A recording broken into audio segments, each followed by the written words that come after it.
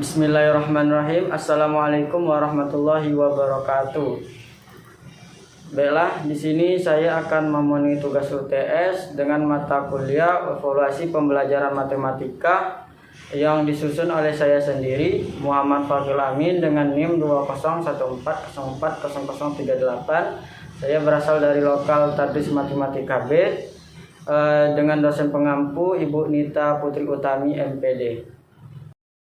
Baiklah, masuk kita pada pokok pembahasan pada video kali ini, yaitu membahas tentang yang pertama hakikat evaluasi, yang kedua subjek, objek dan teknik evaluasi pembelajaran serta rubrik penskoran, yang ketiga taksonomi Bloom, alat evaluasi dan penskoran, yang keempat tujuan instruksional, yang kelima yaitu validitas dan reliabilitas, yang keenam kemampuan matematis, dan yang terakhir yaitu kemampuan matematis, yaitu tentang koneksi, berpikir kritis, kreatif, liberasi, dan high order thinking. Baiklah, masuk kita pada pembahasan yang pertama, yaitu hakikat evaluasi.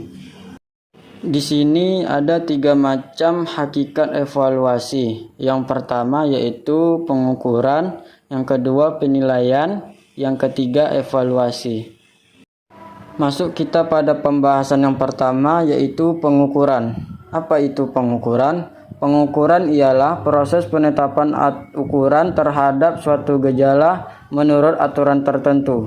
Pengukuran pendidikan biasa bersifat kuantitatif, yaitu memerlukan statistika dalam perhitungannya.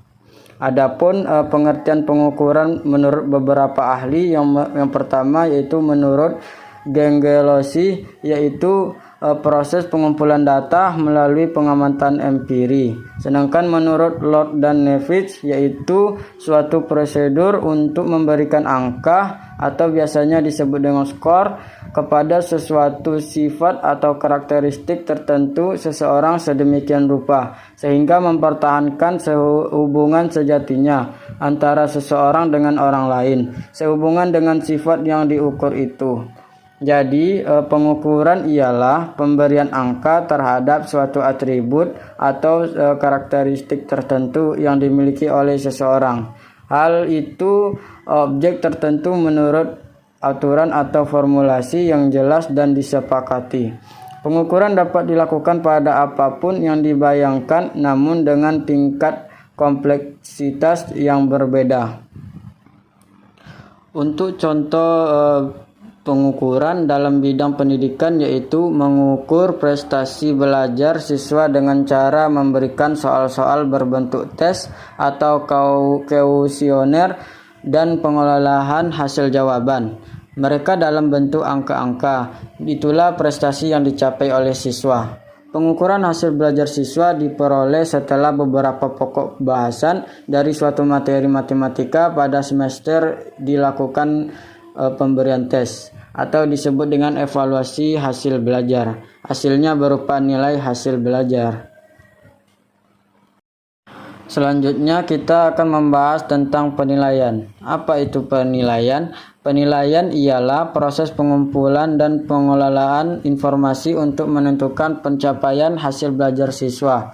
Penilaian hasil belajar yang dilakukan oleh pendidik menggunakan berbagai teknik penilaian, yaitu berupa tes, observasi, penugasan baik secara perorangan maupun secara kelompok, atau dalam bentuk yang lainnya yang sesuai dengan karakteristik, kompetensi dan tingkat perkembangan siswa. Sedangkan menurut pendapat yang lain, yaitu penilaian suatu usaha untuk mengumpulkan berbagai informasi secara berkeseimbangan dan menyeluruh tentang proses dan hasil belajar yang telah dicapai oleh siswa melalui kegiatan belajar mengajar yang ditetapkan sehingga dapat dijadikan dasar untuk menentukan langkah selanjutnya. Jadi penilaian ialah sebuah proses pengumpulan data untuk menentukan sejauh mana dan dalam hal apa, bagaimana ketercapaian tujuan pendidikan, apa dan bagaimana yang belum tercapai dan apa yang menjadi penyebabnya, serta apa tindak lanjutnya. Jadi penilaian bersifat kuantitatif yaitu berupa predikat atau pernyataan kualitatif, misalnya sangat baik, baik, cukup, kurang, atau sangat kurang. Adapun tujuan dan fungsi penilaian, yaitu untuk tujuannya setiap kegiatan yang dilakukan pasti memiliki tujuan, entah itu tujuan tersendiri bersifat umum atau terarah. Begitu juga dengan tujuan dari penilaian, yaitu yang pertama mengetahui tingkat penguasaan kompetensi dalam sikap, pengetahuan, dan keterampilan yang sudah dan belum dikuasai seorang kelompok peserta didik untuk ditingkatkan dalam pembelajaran remedial dan program pengayaan. Selanjutnya menetapkan ketuntasan penguasaan kompetensi belajar peserta didik. Yang ketiga, menetapkan program perbaikan atau penggayaan berdasarkan tingkat penguasaan kompetensi bagi mereka yang diidentifikasi serta sebagai peserta didik yang lambat atau cepat dalam belajar dan pencapaian hasil belajar. Kemudian memperbaiki proses pembelajaran pada pertemuan semester berikutnya. Kalau untuk fungsi penilaian, yaitu terdiri dari 3 pendekatan. Yang pertama penilaian akhir pembelajaran, yang kedua penilaian untuk pembelajaran, yang ketiga penilaian sebagai pembelajaran. Jadi fungsi dari penilaian meliputi beberapa hal yang spesifik, diantaranya yang pertama menggambarkan sejauh mana seseorang peserta didik telah menguasai suatu kompetensi. Yang kedua mengevaluasi hasil belajar peserta didik dalam rangka membantu peserta didik memahami kemampuan dirinya. Kemudian menemukan kesulitan belajar dan kemungkinan prestasi yang bisa dikembangkan peserta didik dan sebagai alat diagnosis yang membantu pendidik menentukan apakah seseorang perlu mengikuti remedial atau penggayaan. Kemudian sebagai kontrol bagi pendidik dan satuan pendidikan tentang kemajuan perkembangan peserta didik.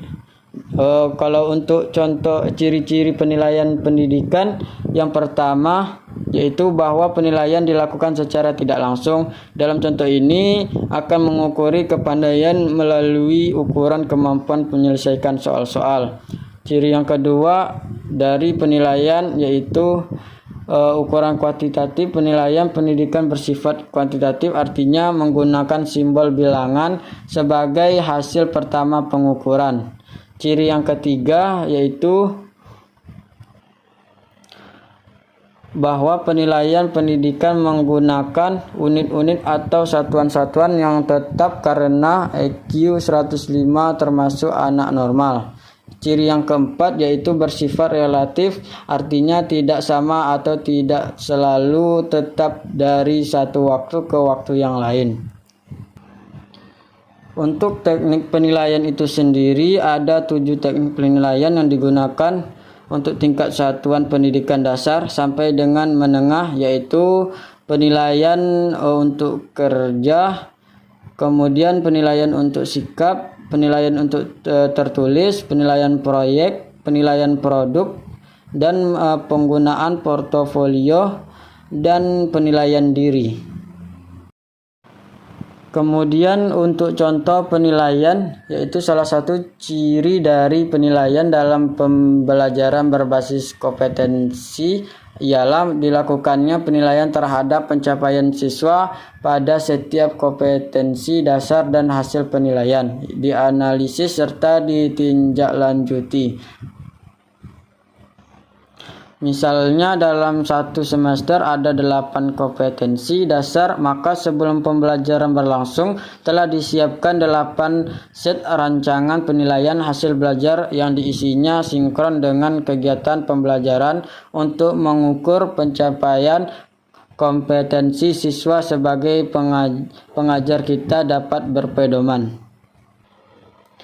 pada indikator pencapaian kompetensi yang dikembangkan sebagai tolak ukurnya. Kita dituntut membuat instrumen penilaian yang mengacu pada setiap indikator ini. Bentuk instrumen penilaian yaitu pertanyaan list, soal efektif, soal uraian, soal isian, soal dengan jawaban singkat, dan lain sebagainya.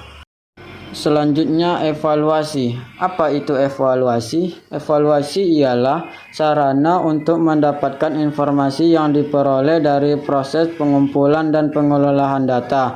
Proses itu dilakukan melalui pengukuran. Setelah itu dilakukan penilaian dalam rangka mengkategorikan baik, sedang, atau kurang. Dengan demikian, di dalam evaluasi ada pengukuran dan penilaian evaluasi berjalan baik dengan berlandaskan pada prinsip-prinsip evaluasi. Adapun untuk fungsi evaluasi yang terdiri dari yang pertama yaitu seleksi. Seleksi dalam bentuk tes matematika berfungsi menyeleksi antara siapa yang pintar, kurang pintar, dan kepintarannya di atas rata-rata. Kita dapat menseleksi kelompok siswa yang akan kita kirim misalnya mengikuti Olimpiade Matematika. Yang kedua, diagnostik, yaitu mengetahui kesulitan siswa dalam belajar terhadap materi tertentu sehingga mengetahui berapa indikator yang dikuasainya dan tidak dikuasainya. Kemudian, fungsi penetapan. Fungsi evaluasi sebagai penempatan yang dimaksud ialah dengan memberikan tes kita akan dapat menentukan dan menempatkan siswa dalam keunggulannya pada bidang tertentu. Kemudian yang keempat, pengukuran keberhasilan. Tentang fungsi evaluasi sebagai pengukuran keberhasilan tidak hanya bermakna bagi siswa.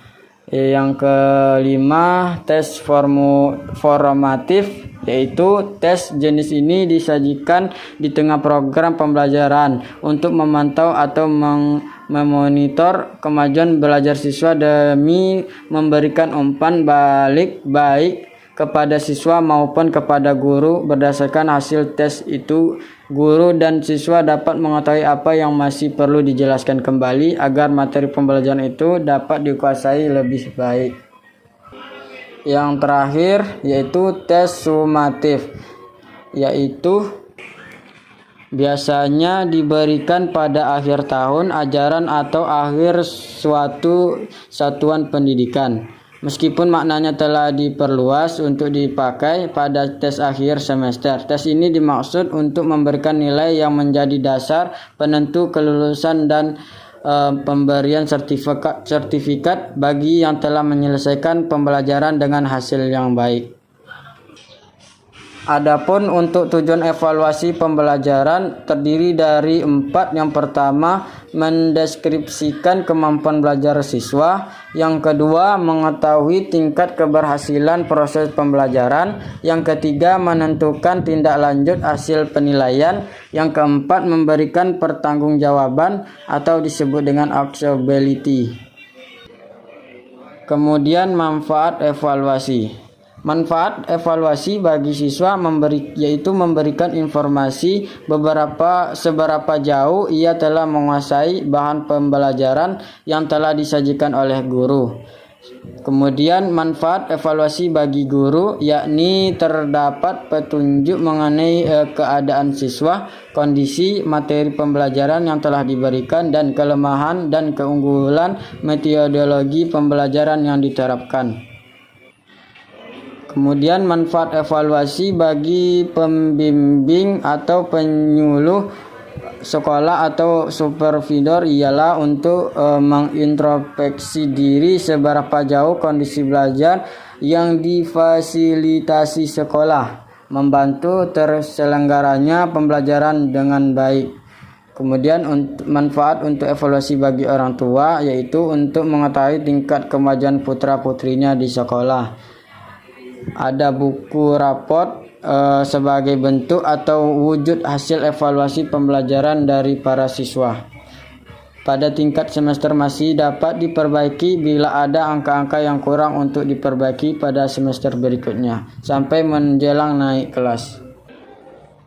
Dan juga sekolah dapat memanfaatkan hasil evaluasi pembelajaran dengan indikator pada kualitas sekolah. Kepala sekolah dapat mengambil kebijakan membuat program sekolah lebih lanjut lagi agar dapat memenuhi standar nasional dan bahkan bisa mengimbangi kualitas sekolah luar negeri. Masuk kita pada materi yang kedua, yaitu subjek, objek, dan teknik evaluasi pembelajaran serta rubrik penskoran. Adapun pembahasan pada materi kedua kali ini yaitu membahas tentang subjek evaluasi, yang kedua objek evaluasi tentang ranah kognitif, efektif, dan psikomotorik. Yang ketiga yaitu teknik evaluasi tentang ranah kognitif, efektif, dan psikomotorik. Kemudian yang terakhir yaitu rubrik penskoran. Masuk kita pada pengertian subjek evaluasi. Subjek evaluasi ialah orang yang melakukan penilaian. Subjek atau perilaku evaluasi pendidikan ialah orang yang melakukan pekerjaan evaluasi dalam bidang pendidikan. Subjek evaluasi pendidikan di sekolah akan sangat bergantung pada ditentukan oleh suatu aturan yang menetapkan pembagian tugas untuk melakukan evaluasi tersebut. Jadi, subjek evaluasi pendidikan itu dapat berbeda-beda orangnya. Siapa yang dapat disebut sebagai subjek evaluasi untuk setiap tes ditentukan oleh suatu aturan pembagian tugas atau ketentuan yang berlaku. Contohnya yaitu untuk melaksanakan tugas evaluasi tentang prestasi belajar atau pencapaian, maka sebagai subjek evaluasinya ialah guru. Adapun syarat untuk seseorang menjadi subjek evaluasi diantaranya yang pertama yaitu mampu melaksanakan. Tentang persyaratan pertama yang harus dipenuhi oleh seorang evaluator, bahwasanya mereka harus memiliki kemampuan untuk melaksanakan evaluasi yang didukung oleh teori dan keterampilan praktik. Kemudian cermat tentang melihat celah-celah dan detail dari program serta bagian program yang akan dievaluasi. Kemudian objektif, yaitu tidak mudah dipengaruhi oleh keinginan pribadi agar dapat mengumpulkan data sesuai keadaannya. Selanjutnya dapat mengambil kesimpulan sebagaimana diatur oleh ketentuan yang harus diikuti. Kemudian sabar dan tekun. Agar di dalam melaksanakan tugas dimulai dari membuat rancangan kegiatan dalam bentuk menyusun proposal, menyusun instrumen, mengumpulkan data, dan menyusun laporan. Tidak menggegabah dan tergesa-gesa. Kemudian yang terakhir yaitu hati-hati dan tak bertanggung jawab. Melakukan pekerjaan evaluasi dengan penuh pertimbangan, namun apabila masih ada kekeliruan yang diperbuat, berani menanggung risiko atas segala kesalahannya. Kemudian objek evaluasi. Objek evaluasi ialah segala sesuatu yang menjadi titik pusat pengamatan karena evaluator menginginkan informasi tentang suatu tersebut. Jika dikaitkan dengan pembelajaran, maka objek evaluasinya adalah anak didik. Namun jika dikaitkan dengan pengajaran, tentu saja objek evaluasinya adalah para pendidik.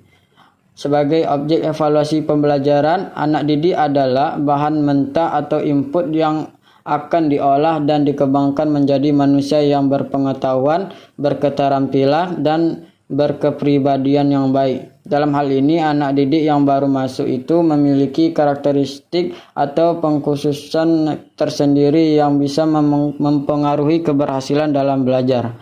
Objek penilaian hasil belajar penting diketahui agar memudahkan guru dalam menyusun alat evaluasinya. Objek penilaian tersebut dibagi menjadi 3 ranah. Yang pertama, ranah kognitif, efektif, dan psikomotor. Ketiga susun ranah tersebut dievaluasi secara menyeluruh. Artinya, jangan hanya menilai segi penguasaan materi semata, tetapi juga menilai segi perubahan tingkah laku dan proses mengajar dan belajar itu sendiri secara adil.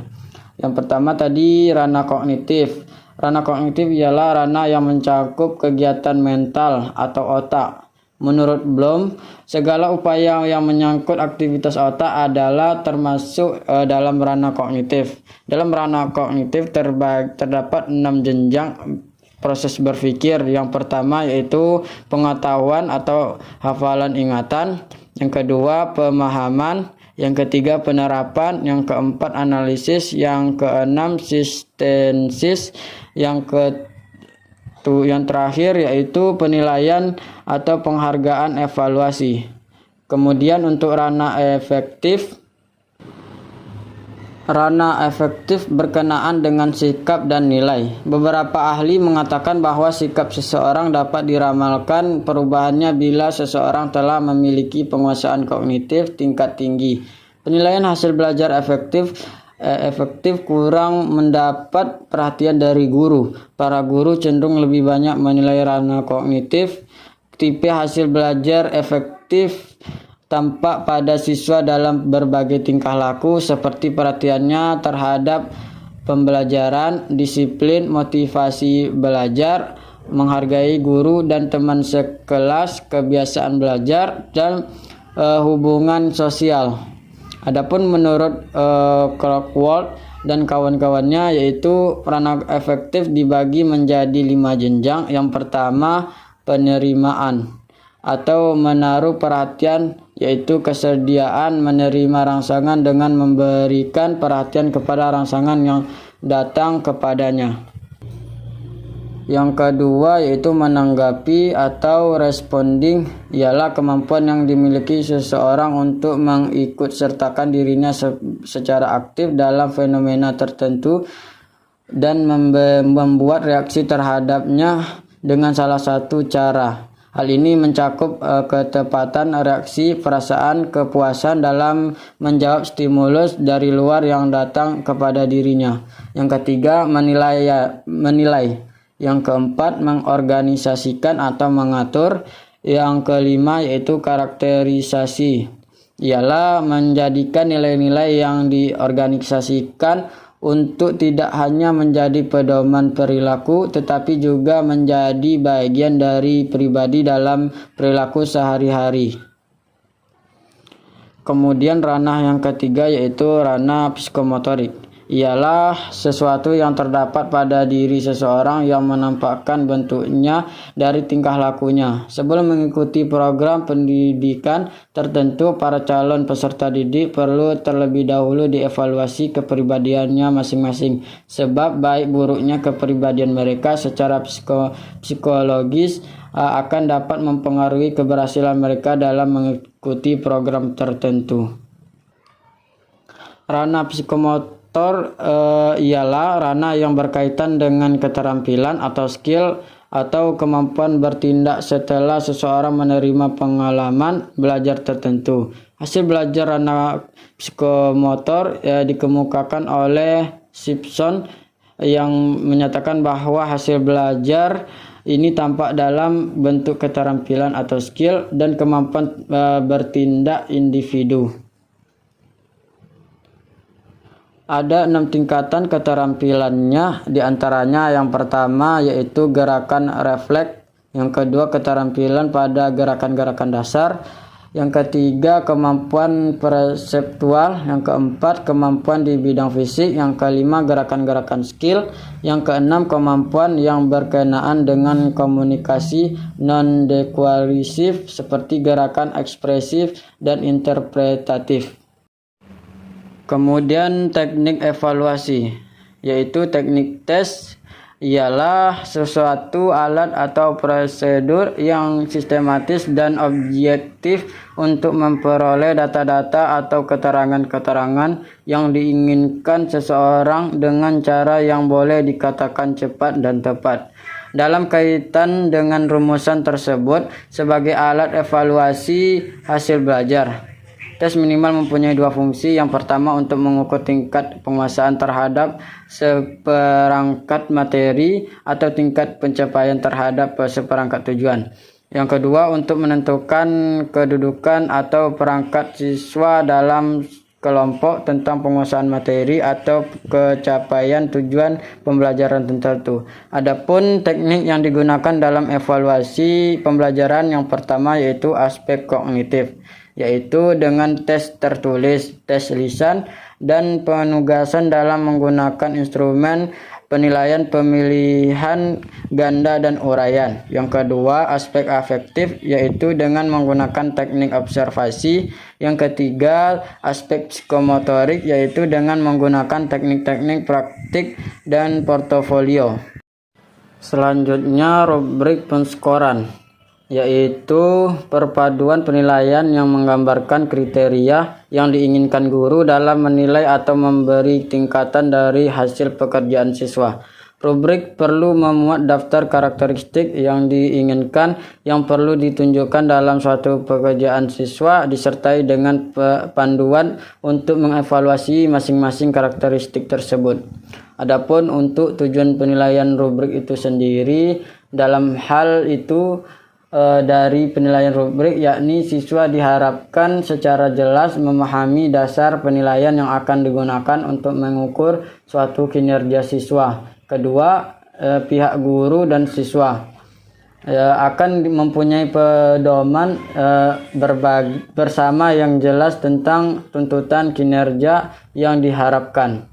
Adapun untuk manfaat penilaian rubrik, yang pertama yaitu menjelaskan deskripsi tugas, kemudian rubrik memberikan informasi bobot penilaian, kemudian siswa memperoleh umpan balik yang cepat dan akurat, yang kemudian penilaian lebih objektif dan konsisten. Para peserta didik jadi pembelajaran aktif, para peserta didik memperoleh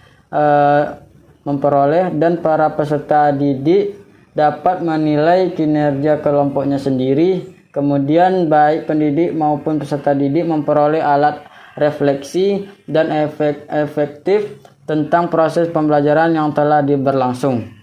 Yang terakhir, sebagai alat atau pedoman penilaian kinerja atau hasil kinerja mahasiswa. Adapun untuk isi rubrik itu sendiri, dalam setiap komponen terdiri dari satu dan beberapa dimensi. Setiap dimensi harus diidentifikasikan sesuai lebih jelas, harus diberi contoh atau ilustrasi. Adapun secara singkat, scoring rubrik terdiri dari beberapa elemen. Yang pertama, dimensi yang akan dijadikan dasar menilai kinerja anak didik. Kemudian definisi dan contoh, yaitu yang merupakan penjelasan mengenai setiap dimensi. Yang kemudian skala yang akan digunakan untuk menilaikan dimensi.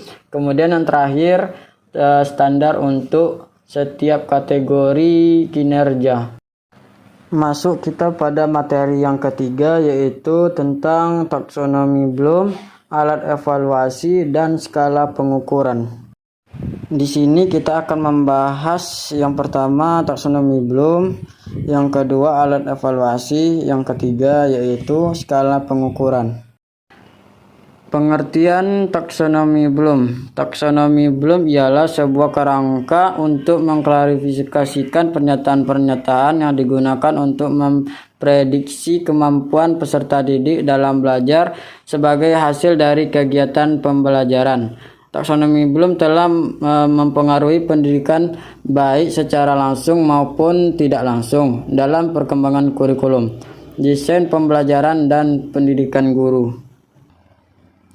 Hal ini terbukti handbook atau taksonomi Bloom beserta dengan contoh-contoh yang diketengahkan di dalamnya kerap kali dikutip dalam banyak sekali buku teks tentang pengukuran, kurikulum, dan pendidikan guru. Pengaruh taksonomi Bloom lama telah dirasakan sampai saat ini dan memberi manfaat yang sangat berharga dalam kerangka konsep. Tujuan pendidikan ini oleh Bloom dibagi menjadi tiga domain atau ranah kemampuan intelektual, yaitu kognitif, efektif, dan psikomotorik. Adapun jenis-jenisnya, yang pertama ranah kognitif, yaitu mencakup ingatan atau perkenalan terhadap fakta-fakta tertentu, pola-pola prosedural, dan konsep-konsep yang memungkinkan berkembangnya kemampuan dan skill intelektual. Di antaranya mengingat, memahami, menerapkan, menganalisis, menilai, menciptakan, dan lain sebagainya. Di sini bisa teman-teman lihat di tabel ini bahwasanya ada kata kerja operasional ranah kognitif, yaitu mengingat tentang mengetahui misalnya istilah fakta, aturan, urutan, dan metode. Kemudian memahami, yaitu menerjemahkan, menafsirkan, memperkirakan, menentukan misalnya metode, prosedur, memahami, dan lain sebagainya. Kita lanjut ke ranah yang kedua, yaitu ranah efektif. Ranah efektif ialah ranah yang berkaitan dengan perkembangan perasaan, sikap, nilai, dan emosi. Di antaranya yaitu penerimaan, responsif, nilai yang dianut, organisasi, dan karakterisasi. Di sini bisa teman-teman lihat tabel kata kerja operasional ranah efektif. Kemudian ranah yang ketiga yaitu ranah psikomotorik. Psikomotorik yaitu ranah yang berkaitan dengan kegiatan-kegiatan manipulatif atau keterampilan motorik. Di antaranya yaitu peniruan, manipulasi, ketetapan, artikulasi, naturalisasi. Di sini juga bisa teman-teman lihat tabel ini kata kerja operasional ranah psikomotorik. Kemudian ada alat evaluasi. Alat evaluasi diartikan sebagai alat dan memiliki prosedur sistematis yang dipergunakan untuk mengukur dan menilai suatu pengetahuan atau penguasaan objek ukur terhadap seperangkat konten atau materi tertentu. Penggolongan alat evaluasi tes yaitu yang pertama tes. Tes pergolongan jenis-jenis alat evaluasi tes terdiri dari yang pertama menurut sifatnya. Tes dibagi menjadi dua, yaitu tes verbal dan non-verbal. Kemudian penggolongan tes atas dasar atau pengaruh kegiatan pembelajaran, yaitu tes awal dan tes akhir. Kemudian berdasarkan aspek psikis. Kemudian penggolongan tes atas dasar jumlah peserta yang diikuti tes, yaitu tes individu dan tes kelompok. Kemudian menurut perbuatannya, kemudian menurut bentuk soalnya. Selanjutnya tes objektif. Tes objektif ialah pengukuran yang berdasarkan pada penilaian atau ampuan siswa dengan soal jelaskan jawaban yang benar atas yang salahnya. Soal dengan bobot nilai yang tetap. Dalam tes ini subjektivitas guru ketika melakukan pemberian nilai tidak ikut ambil bagian atau ikut berpengaruh. Tes objektif merupakan bentuk tes yang paling banyak dilakukan di sekolah. Kemudian ada tes berstruktur, yaitu artinya alat pengukur yang disusun berbentuk. Kata berstruktur atau berbentuk dimaksud ialah pembuatan soal mengkonstruksi instrumen ini semakin rupa semakin responden menjawab dengan jawaban yang singkat atas pertanyaan yang diberikan. Kemudian ada tes uraian, ialah tes yang jawabannya diberikan dalam bentuk menuliskan pendapat berdasarkan pengetahuan yang dimiliki. Pengetahuan yang diukur dengan tes uraian merupakan pengetahuan kognitif tingkat tinggi. Adapun alat evaluasi non-tes, ada 4 macam evaluasi non-tes. Yang pertama yaitu angket, yang kedua wawancara, yang ketiga pengamatan atau observasi, yang keempat yaitu portofolio. Kemudian ada skala pengukuran. Skala pengukuran merupakan kesepakatan yang digunakan sebagai acuan untuk menentukan panjang pendeknya interval yang ada dalam alat ukur. Sehingga alat ukur tersebut bila digunakan dalam penelitian akan menghasilkan data kuantitatif. Sebagai contoh misalnya timbangan emas sebagai instrumen untuk mengukur berat emas disebut dengan skala miligram atau disebut dengan mg. Dan meteran dibuat untuk mengukur panjang dibuat dengan skala mm. Adapun macam-macam skala pengukuran yaitu yang pertama skala nominal, yang kedua skala ordinal, yang ketiga skala interval, yang keempat skala rasio. Masuk kita pada materi yang keempat, yaitu tujuan instruksional, pengertian, persyaratan, dan ciri tes yang baik.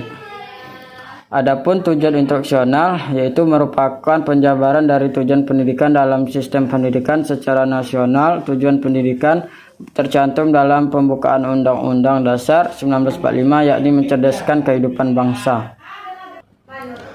Perumusan suatu tujuan pendidikan yang menetapkan hasil yang harus diperoleh siswa selama belajar dijabarkan atas pengetahuan dan pemahaman, keterampilan, sikap, dan nilai yang telah menjadi milik siswa. Adanya tujuan tertentu memberikan arah pada usaha para pengelolaan pendidikan dalam berbagai taraf pelaksanaan. Dengan demikian, usaha mereka menjadi tidak sia-sia karena bekerja secara profesional dengan berpedoman pada patokan yang jelas. Jadi, isi tujuan pendidikan akan berbeda-beda tergantung pada taraf organisasi manakah tujuan itu ditetapkan. Adapun tujuan instruksional umum ialah hasil belajar yang diharapkan yang dinyatakan secara umum dan berpedoman pada perubahan tingkah laku dalam teks. Tujuan instruksi umum merupakan serangkaian hasil belajar yang bersifat khusus, sedangkan tujuan instruksi khusus adalah hasil belajar yang dinyatakan dalam istilah perubahan tingkah laku khusus. Tingkah laku khusus adalah kata kerja yang dapat diamati dan diukur. Jadi, tujuan instruksional ialah tujuan yang ingin dicapai dari setiap kegiatan instruksional atau pembelajaran. Tujuan ini seringkali dibedakan menjadi dua bagian, yaitu tujuan instruksional umum dan tujuan pembelajaran yang sifatnya masih umum dan belum dapat menggambarkan tingkah laku yang lebih spesifik. Sedangkan tujuan khusus merupakan penjabaran ini tujuan instruksional umum. Adapun contoh-contoh tujuan instruksional dalam pembelajaran matematika, yaitu menurut Hermawan pada pokok pembahasan bangun datar, mata pelajaran matematika yaitu tentang siswa memahami pengertian fungsi bangun datar serta mampu menerapkannya dalam pekerjaan sehari-hari. Contoh tujuan instruksional umum ialah pada pokok bahasan tentang logika, mata pembelajaran matematika yaitu bahwa siswa akan dapat berpikir logis atau nalar dalam menyelesaikan masalah serta penerapannya dalam kehidupan sehari-hari. Kemudian klasifikasi tujuan instruksional menurut jenis perilaku dan isi. Ilmu psikologi mengenal berbagai aspek kepribadian atas 3 kategori, yaitu aspek kognitif, afektif, dan psikomotorik. Kegunaan dari suatu sistem klasifikasi mengenai tujuan instruksional termasuk tujuan instruksional khusus adalah kita dapat memperoleh gambaran tujuan-tujuan instruksional ditinjau dari segi jenis perilaku yang mungkin dicapai oleh siswa. Kemudian adapun untuk klasifikasi tujuan instruksional menurut isi, yaitu untuk istilah isi kerap digunakan pula istilah materi dan bahan. Istilah isi menunjukkan pada aspek tertentu dalam tujuan instruksional terhadap hal apa siswa harus melakukan sesuatu sesuai dengan jenis perilaku yang dituntut. Kemudian analisis tugas belajar, yaitu untuk menentukan hasil penyelidikan terhadap tujuan instruksional baik dalam aspek jenis perilaku maupun dalam aspek isi yang menentukan komponen konsep informasi verbal dan sikap nantinya akan sangat berguna dalam perencanaan dan pengelolaan proses belajar mengajar dan membawa siswa ke hasil yang dituju. Kemudian pengertian tes, yaitu secara harfiah kata tes berasal dari bahasa Prancis, yaitu tes yang artinya piring untuk mengisikan logam-logam mulia. Maksudnya dengan menggunakan alas berupa piring itu akan dapat diperoleh jenis-jenis logam mulia yang nilainya sangat tinggi. Kemudian ada persyaratan tes, yaitu sumber persyaratan tes didasari atas 2 hal. Yang pertama menyangkut tes, yang kedua menyangkut pengadministrasian dalam pelaksanaan. Walaupun dalam melaksanakan tes sudah diusahakan mengikuti aturan tentang suasana, cara, dan prosedur yang telah ditentukan, namun tes itu sendiri mengandung kelemahan-kelemahan. Adapun untuk kelemahannya, yang pertamanya ada kala tes secara psikologi terpaksa. Yang kedua, tes menimbulkan kecemasan sehingga mempengaruhi hasil belajar yang murni. Kemudian adapun untuk fungsi tes secara umum menurut Sudijono ada dua macam fungsi yang dimiliki oleh tes, yaitu sebagai alat pengukur terhadap peserta didik, kemudian sebagai alat pengukur keberhasilan program pengajaran. Selanjutnya adapun ciri-ciri tes yang baik yang terdiri dari yaitu validitas. Adapun pengertian validitas secara dalam bahasa Indonesia yaitu valid disebut dengan istilah sahih, misalnya untuk mengukur panjang dipakai meteran, mengukur berat dipakai timbangan, mengukur penguasaan matematik dipakai ujian.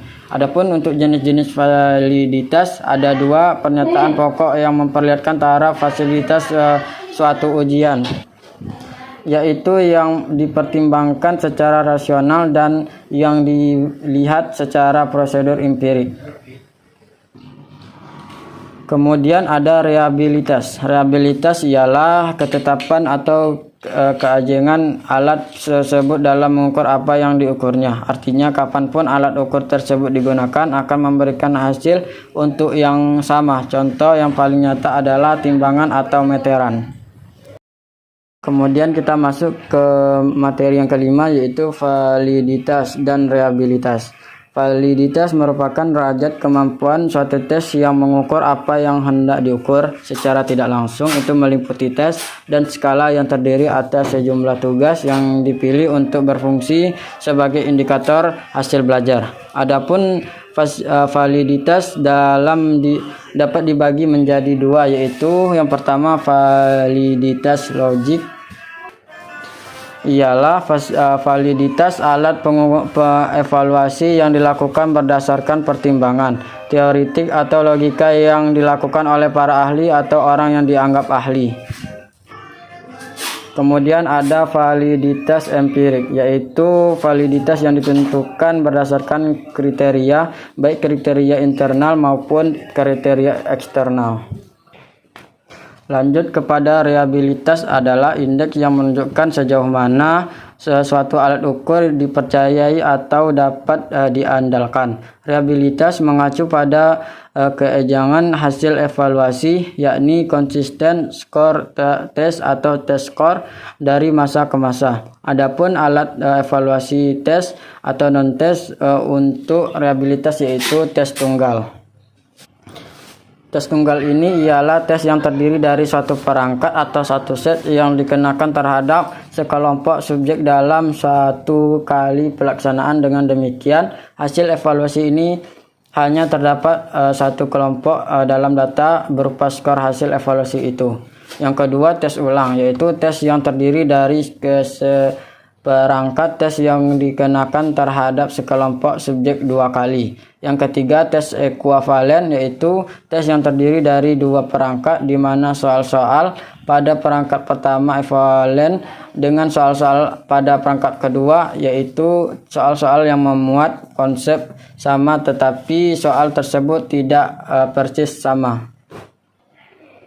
Jadi untuk menentukan koefisien reliabilitas suatu alat evaluasi dengan teknik BELA 2 ada 3 cara teknik perhitungan, yaitu formula Spearman-Brown dan Flanagan, dan yang terakhir Rowland. Masuk kita pada materi yang keenam, yaitu kemampuan matematis, yang dimana kemampuan ini ialah kemampuan untuk menghadapi permasalahan baik dalam matematika maupun kehidupan nyata. Kemampuan matematis terdiri dari penalaran matematis, komunikasi matematis, pemecahan masalah matematis, pemahaman konsep, pemahaman matematis, berpikir kreatif, dan berpikir kritis. Adapun ke pengertian pemahaman konsep ialah pemahaman yang bukan hanya sekedar mengingat fakta, akan tetapi berkenaan dengan kemampuan menjelaskan, menerangkan, menafsirkan, atau kemampuan menangkap makna. Konsep ini ialah suatu kelas ataupun kategori stimulus yang memiliki ciri-ciri umum. Kemudian untuk jenis-jenis pemahaman konsep ada beberapa jenis. Yang pertama yaitu menurut Polya dibedakan 4 jenis pemahaman. Yang pertama pemahaman mekanikal, induktif, rasional, dan intuitif. Yang kedua menurut Polasek membedakan 2 jenis. Yang pertama pemahaman konstipulasi nasional ke pemahaman fungsional. Adapun kemudian indikator pemahaman konsep menurut Sanjaya yaitu indikator pemahaman konsep diantaranya yang pertama mampu menerangkan secara verbal mengenai apa yang telah dicapainya. Yang kedua mampu menyajikan situasi matematika ke dalam berbagai secara serta mengetahui perbedaan. Mampu menerangkan hubungan antara konsep dan prosedur. Kemudian mampu memberikan contoh, kemudian mampu menerapkan konsep, mampu mengembangkan konsep yang telah dipelajari. Adapun kemampuan komunikasi matematis secara umum dapat diartikan sebagai suatu cara untuk menyampaikan suatu pesan dari pembawa pesan dan penerima pesan untuk memberitahu pendapat dan perilaku baik langsung secara lisan maupun tak langsung melalui media. Adapun indikator kemampuan komunikasi matematis yaitu menurut Sumarmo yang dirincikan yaitu menyatakan bahwa suatu situasi, gambar, diagram atau beda nyata ke dalam bahasa. Kemudian menjelaskan ide, mendengarkan, berdiskusi, membaca dengan memahami suatu representasi matematika ditulis. Kemudian yang terakhir mengungkapkan kembali suatu uraian atau paragraf matematika dalam bahasa sendiri. Kemudian ada kemampuan penalaran matematis. Pengertian kemampuan penalaran matematis ini ialah pada intinya penalaran merupakan suatu kegiatan, suatu proses atau suatu aktivitas berpikir untuk menarik kesimpulan atau membuat suatu pernyataan baru yang benar berdasarkan pada beberapa pernyataan yang diberikannya telah dibuktikan atau diasumsikan sebelumnya. Adapun ciri-ciri penalaran matematis antara lain yang pertama menarik kesimpulan logis, kemudian menjelaskan dengan gambar, fakta, sifat, hubungan atau pola yang ada. Yang ketiga memperkirakan jawaban dan proses solusi. Yang keempat menggunakan pola hubungan untuk menganalisis suatu atau membuat analog. Yang kelima mengajukan lawan.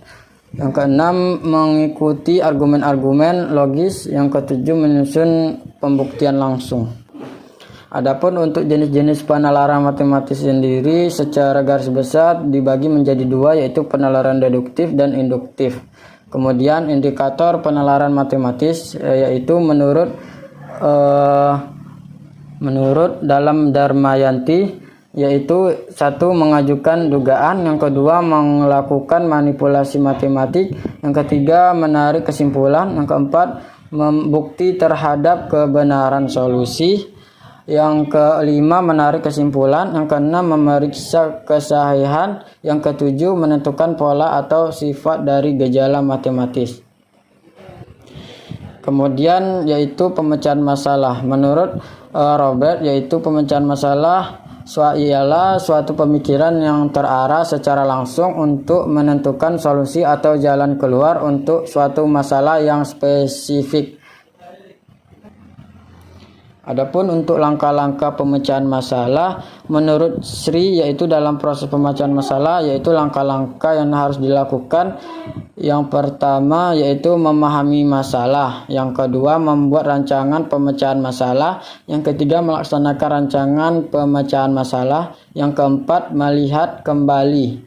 Kemudian untuk indikator pemecahan masalah yang pertama menurut NCTM yaitu Riani tahun 2014 yang pertama menyelidiki dan mengerti isi matematik, yang kedua menerapkan penggabungan strategi pemecahan masalah, yang ketiga mengenal dan merumuskan, yang keempat menerapkan proses dari model matematika. Masuk kita pada materi yang ketujuh yaitu kemampuan matematis tentang koneksi berpikir kritis, kreatif, literasi, dan high order thinking. Kemampuan koneksi matematis pengertiannya yaitu secara umum suatu hubungan atau keterkaitan koneksi dalam kaitannya dengan matematika yang disebut dengan koneksi matematika. Dapat diartikan sebagai keterkaitan secara internal dan eksternal. Keterkaitan secara internal ialah keterkaitan antar konsep-konsep matematika yaitu berhubungan dengan matematika. Terkaitan antara matematika dengan kehidupan kita sehari-hari. Adapun untuk indikator kemampuan koneksi matematika menurut Sumarno, yang pertama mencari dan memahami hubungan berbagai representasi, kemudian menggunakan matematika dalam bidang studi lain. Yang ketiga memahami representasi ekuivalen, konsep dan prosedur yang sama, kemudian mencari koneksi satu prosedur ke prosedur yang lain. Yang terakhir menggunakan koneksi antar topik matematika dan antar topik matematika dengan topik yang lainnya. Adapun untuk tujuan koneksi matematika menurut NCTM adalah agar siswa dapat mengenali representasi yang ekuivalen dari suatu konsep yang sama.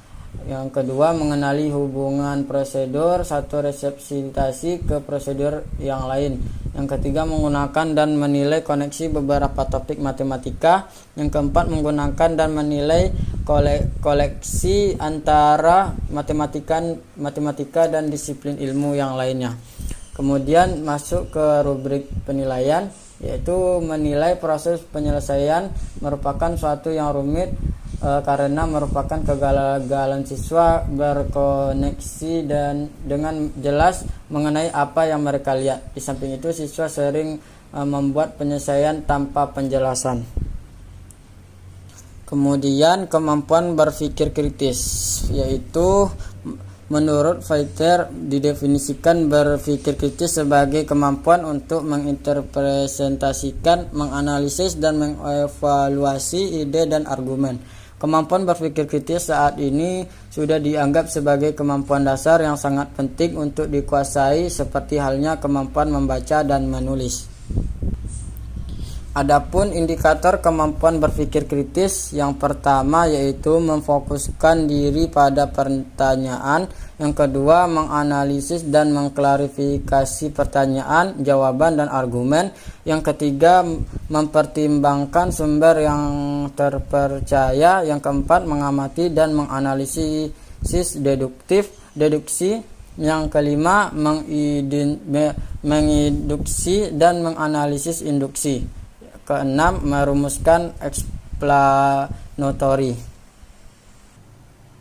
Kemudian berpikir kreatif ialah sebuah kebiasaan dari pikiran yang dilatih dengan memperhatikan intuisi, menghidupkan imajinasi, mengungkapkan kemungkinan-kemungkinan baru, membuka sudut pandang yang menakjubkan, dan membangkitkan ide-ide yang tidak terduga. Adapun untuk indikator kemampuan berpikir kreatif, yaitu membutuhkan ketekunan, disiplin diri, dan memperhatikan perhatian penuh, mempunyai aktivitas mental seperti mengajukan pertanyaan, mempertimbangkan informasi baru, dan ide yang tidak lazim dengan pikiran terbuka. Kemudian kemampuan literasi, yaitu menjelaskan pengertian literasi dan kemampuan adalah kemampuan seseorang dalam mengelola dan memahami informasi saat melakukan proses membaca dan menulis.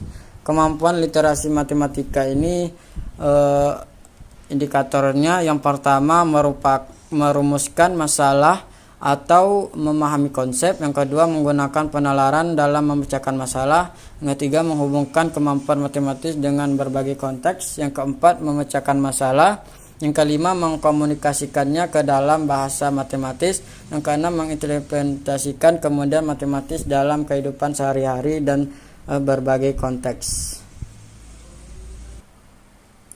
Kemudian yang terakhir yaitu kemampuan berpikir high order thinking. ialah menggunakan dan menafsirkan matematika dalam berbagai konteks yang di dalamnya berupa bernalar secara matematis, berpikir tingkat tinggi, dan menggunakan konsep prosedur, fakta, dan alat matematika dalam melaksanakan fenomena.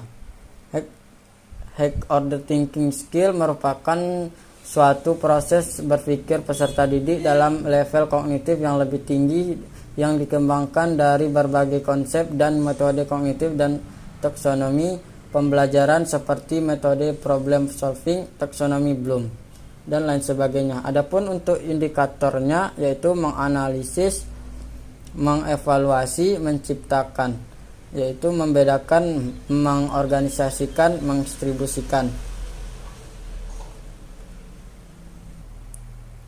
Keterampilan berpikir tingkat tinggi siswa dilakukan dengan memberikan tugas-tugas yang menggunakan pengetahuan dan keterampilan dalam situasi baru. Adapun prinsip umum dalam mengukur yaitu terdiri dari 6 aspek. Yang pertama, tujuan dari penilaian harus ditentukan dengan jelas dan tepat.